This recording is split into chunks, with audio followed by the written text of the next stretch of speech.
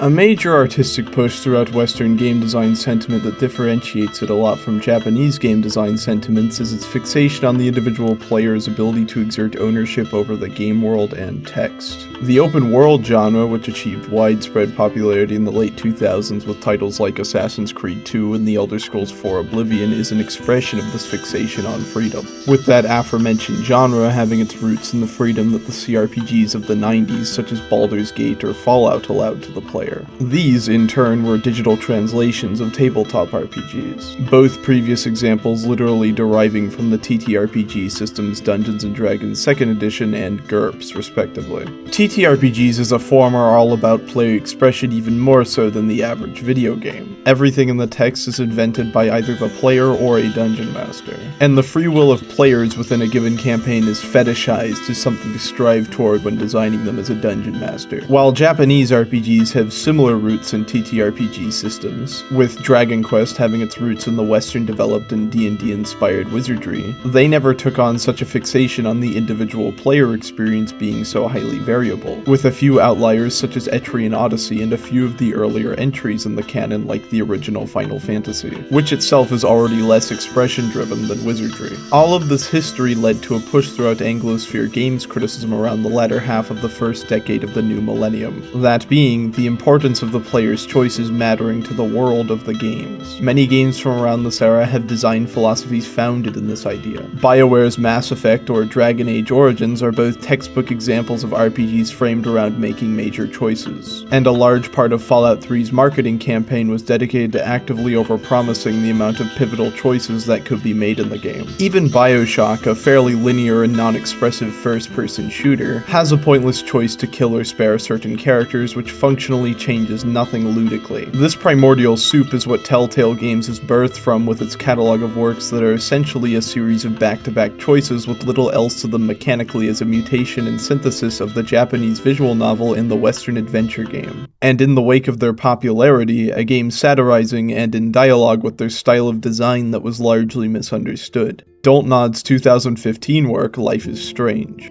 Life is Strange is a work that comments on the idea of choices mattering by using the same ludic framework as Telltale Games' games as the foundations of its satire, but subverting them in a fashion such that the choices made are relevant. Its display of how allowing the individual to do whatever they want with no consequence is deeply unfulfilling and spiritually isolating, and that ultimately none of the choices in the text actually matter to its final outcome, all erased by the storm. Life is Strange's main narrative comes into focus when main character Max Caulfield's estranged childhood best friend Chloe Price is murdered in a bathroom stall at her school, and Max, in a freak incident, is given the ability to go back in time and interfere with her friend's death. Each moment from then on in her life becomes one that she can instantly undo with her new powers, rendering her completely without consequence, much the same as a player of a video game is a disconnected force from the world of the text. Yet these moments of choice that one can completely rewind are still marked with something lifted from Telltale Games as an indicator that what one did mattered. In Telltale's The Walking Dead, for example, telling a character you hate them will affect how the character perceives the player later in the game, and that is marked by an indicator that the character will remember that choice. In Life is Strange, that same indicator appears on the screen, and yet it can be totally ignored, almost a mockery of that entire framework. The player has complete control over the text, only their choices matter, and thusly no choices at all matter. Max Caulfield as the player self can undo any decision she makes, and so there is no more decision. She exists outside of the decision altogether, much as the player of a video game might. What's the point of all these decisions if the player can simply reload and choose a different one? The player having total freedom leads to a dead world. That empty world is exactly what Life is Strange ends up unraveling into in its final episode. Max's meddling with time ends up into drastically different eventualities and eventually creates a smorgasbord of her experiences across the various discrete timelines across the game, totally incohesive and incomprehensible. It's a world where she is completely atomized against the decaying amusement park of her life. A dark ride taking the form of her memory lane and her trapped inside a snow globe during a pivotal moment in both the life of her and her best friend as only a silent watcher. The only characters encountered in this section are all hostile to Max. The doomed alternate timeline apparition of a paralyzed Chloe that Max created through her time travel pleading for her to end her life, or the professor who functionally sexually assaulted Max to use for his voyeuristic generic art projects becoming a searchlight to slink away from in a prolonged stealth sequence. To be the only individual with the ultimate choice in a world is to be totally alone and to create a space that is completely erratic and utterly isolating. A pastiche simply of one's own will. There is no linear understanding of the self or of the material anymore. Every reload is another wrinkle that further distances the player from ever achieving that cohesion of the soul. When a player makes a choice and then betrays that choice, the landscape of the game becomes further untethered from what little real it already had, and eventually becomes a completely hollow artifice. The truest expression of Life is Strange's commentary on the nature of freedom in games, however, lies in the final choice of the work. It is revealed at the very end of the game, due to the collision of all timelines into one and the events having been replayed over and over again, that none of the player's choices truly ever mattered even in the minuscule sense that they did, only existing as ghosts in photographs. Max always does things the same way, and things always end up at the same final choice. Either save the town that Max and Chloe both grew up in by going back to the beginning of the game and undoing the entire narrative by letting Chloe die at that initial splinter in the timeline, or living in the doomed reality that the player has created where Chloe lives. It's an incredibly interesting choice due to this dichotomy. One must either resign themselves to the game's fate in order to achieve the best outcome for everyone, or forge ahead into uncertainty, a final rejection of the endless neurotic grip the player has on the game's outcomes. The storm itself is textually resultant of the player's control over the world, having appeared as a symptom of Max's time travel. The player's choices fractaling has doomed everyone to oblivion. One can prevent it all, but wouldn't that only fractal everything more? It's time to stop running, the game posits, even if it hurts. Your choices don't matter, but it's better to live with the ones you've made and reckon with them forever than it is to go back on them one final time. Western games are obsessed with player control in ways that are often not particularly conducive to the narrative and artistic discussion of the games, with player expression and freedom being more valued than the creation of an emotionally and intellectually stimulating experience for the player. Life is Strange criticizes this by showing the logical endpoint of player control as realized in a diegetic setting, actions becoming completely meaningless due to how much the player's voice in them matters. The world itself completely untangles as an artistic reality, and ultimately none of the choices matter in the most literal way possible, with all of them undone no matter what the player chooses in the game's grand conclusion, and the conclusion itself asking the player directly to stop making choices. Games are still made under the presumption that a web of choice and self-definition should be the primary lyceum for the player's engagement with the work. Slay the Princess released last year, and pretty much the only thing it has going for it is its technically impressive level of reactivity, which,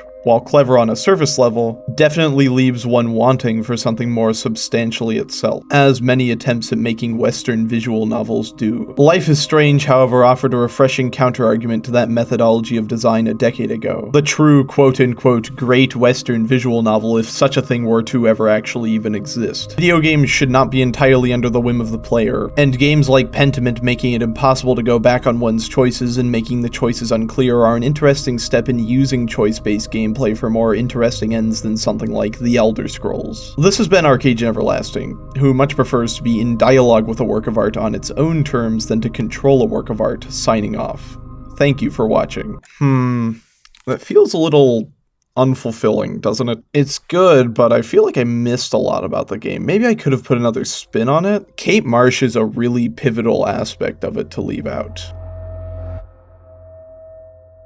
The Western visual novel is obsessed with explicit metatextuality and the acknowledgement of the player entity within its canon. Works like Doki Doki Literature Club or Slay the Princess are both heavily focused on the direct conversation the player has with the game, but end up focusing so much on this relationship that they ultimately have little to say beyond their admittedly impressive parlor tricks with the form. French studio Dontnod's Life is Strange is similarly a visual novel that comments on the player's relationship to it, but avoids the pitfalls of the aforementioned works by tying those ideas to something a little more concrete. Depicting the player's interference in the text as a hollowing out of the work in front of them, a growing disconnection between themselves and the text, and ultimately, something that can't even be relied on when it matters the most. Life is Strange depicts the lives of protagonist Max Caulfield and her erstwhile estranged best friend, now normal best friend, Chloe Price, as the former attends school in the small town of Arcadia Bay, which is a setting that the game does its best to fully realize as a space. However, Max Caulfield at the beginning of the text gains the ability to manipulate time and reverse any decision she has made, which imitates the player's own ability to save and reload in a text. This destroys any sense of coherence and makes the town more of of an act of artifice. Its only salve to this is that it cannot be freely traversed spatially, an aspect that it still holds over Max and the player intertwine, locations only entering the text when the flow of time allows them to due to Max's own lack of mobility. Eventually, at the game's end, Max's continuous time travel leads her into a nightmare scenario wherein all the realities of the town have compressed into one space, completely devoid of any sense of cohesion. This is the pastiche of multiple playthroughs and reloads that being the player of a video game creates. A destruction of the work in its entirety. Arcadia Bay become a void space even before its potential destruction at the game's end. This carving out of the world then, in an Ouroboros-like fashion, both leads to and is symptomatic of a disconnection of the player to the game world. If one's choices are completely without consequence and the spaces they exist in incohesive, then there is nothing that tethers them to the work of art or the world around them. Consciousness left to float above it in some meta layer of reality, which is always true when one engages with art in its lower layer of experiential existence, but Life is Strange emphasizes the amount to which saving and loading as a staple of gameplay allows this abstraction to be exacerbated in a really interesting way, deconstructing the importance of player choice that so many games are infatuated with. How can any choice matter when ultimately it can all be undone and redone at a moment's notice? There is one sequence in Life is Strange where the player is tethered to its game world, however, when Max's fellow student Kate Marsh attempts suicide and Max has to talk her down from the attempt. It's a solemn and arduous segment of gameplay as the player has no ability to repeat it or redo it. They simply have to reckon with their inability to prevent her suicide should it actually happen. This is an interesting usage of the removal of the player entity from the picture and erasure of saves and reloads, a choice that cannot be undone as the game removes the one crutch Max has relied on throughout the game to avoid responsibility or any culpability for her actions, and she has to simply make things right on her own terms. After all, there's no turning back from losing someone. We just keep moving. No.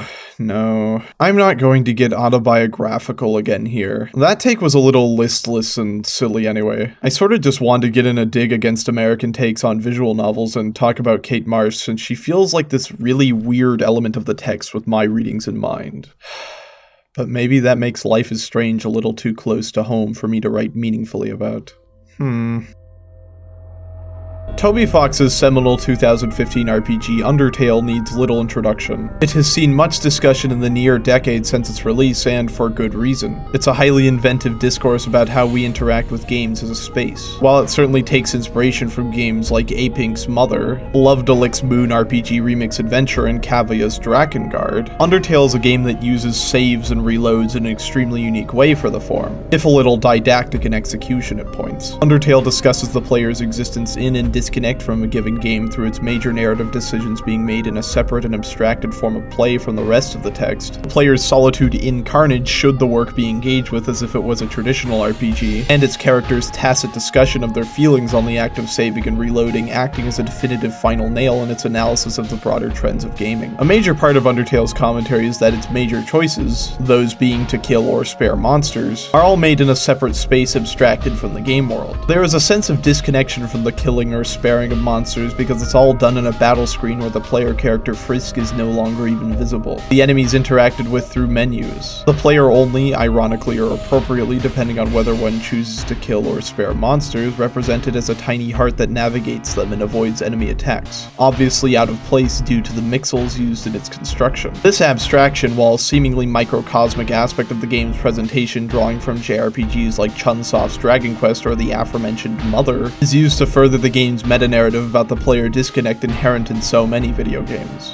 The world and the player's choices inhabit different realities, yet the latter is deeply affecting on the former, as characters who are killed in the latter disappear from the former entirely and are never to be seen again. The intertextuality with conventional JRPGs doesn't end with battle menus, however, as attempting to play Undertale like one will leave the player isolated from the text. Not only will the narrative be missing several key players if played as a normal JRPG where one kills every monster in their path and ultimately be much more hollow, if the player attempts to become as powerful as possible at the game's beginning by grinding enemies, they will soon find a hollow and empty world left in their wake. Undertale's Genocide run, as it is called colloquially, is a bleak existence that emerges in all texts that put the player before anything else in them, whether by choice or as a consequence for aberrant play, as grinding often is. It is a world for no one, devoid of anything that isn't the player's whims. Fittingly, the most fun boss fights in the game, Undying the Undying and Sans, are locked behind this route. After all, who cares cares about destroying a work of art in its entirety if it gets you to see the most fun things in it. It's one of the most cutting commentaries on exhausting games of everything within them and total player control that exists. It's even corroborated directly by characters within the text. Flowey is a character that players meet early on in Undertale who initially frames himself as a helpful guide character but quickly shows a murderous twinge to him. He was once something other than a talking flower, but experiments made him become a creature that functions as a player entity within the game. During the ending movements of the Genocide run, he discusses the existential boredom that such an existence creates. Since he has the capacity to undo any choice he makes, no purpose has been given to any of the choices he makes, and thus he lives in ennui. This is the same state that the player is in every video game should they abuse their ability to reload. In the Genocide run, forging a game world where all that matters is for the player self to become stronger, is perhaps the most textually explicit form of abusing the power to save and reload there is. The game's reality only exists for the player. It become mere entertainment as opposed to art, and Flowey's warning heeded too late. Undertale's playing with the role of the player in the dialogue between player and video game is still some of the most unique that the medium has ever seen due to its usage of abstraction of the game's presentation, its excellent portrayal of the atomization of selfishness through the aberrant nature of the Genocide run, and of course its own internal diegesis admitting to the player's self-destructive and hollow role in the text. It's a game that uses the medium to its fullest extent and has asked questions that few works have ever truly risen to answer, with Toby Fox's other work Deltarune and 2021's Everhood being the few to truly grapple with its ideas. This has been Arcade Everlasting, who finds it funny that Undertale released the same year as a game with much similar commentary. Life is... Moon RPG Remix Adventure is similar to Life is Strange because they are both video games. And what happens in video games? The player makes choices. Unlike The Elder Scrolls 2 Daggerfall or The Elder Scrolls 3 Planescape Torment or The Elder Scrolls 4 or The Elder Scrolls 4, Drakengard for the Famicom. Drakengard for the Super Famicom really reckons with the weight of these choices for the better, discussing JRPG mechanics like murder and MF Norg in a pulpy and effective way. Life is Near it cements these ideas further with its deep intertextuality with Planet of the Apes. There's nothing like Super Mass Effect Legend of the Seven Origins out there really anymore, not even Kirby 7 or Drowned God. If anything, Bishojo Senshi Sailor Moon S Jogai Ranto Shiaka Sodatsu-sen is the real...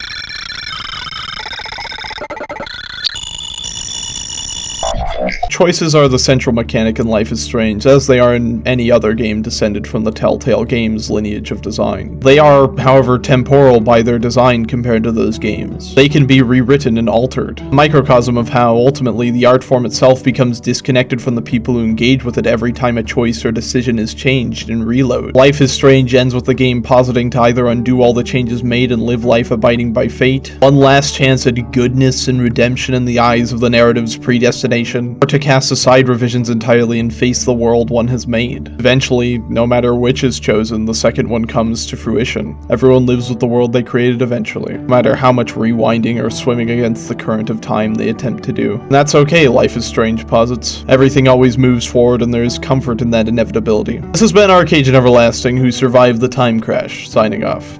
Thank you for watching.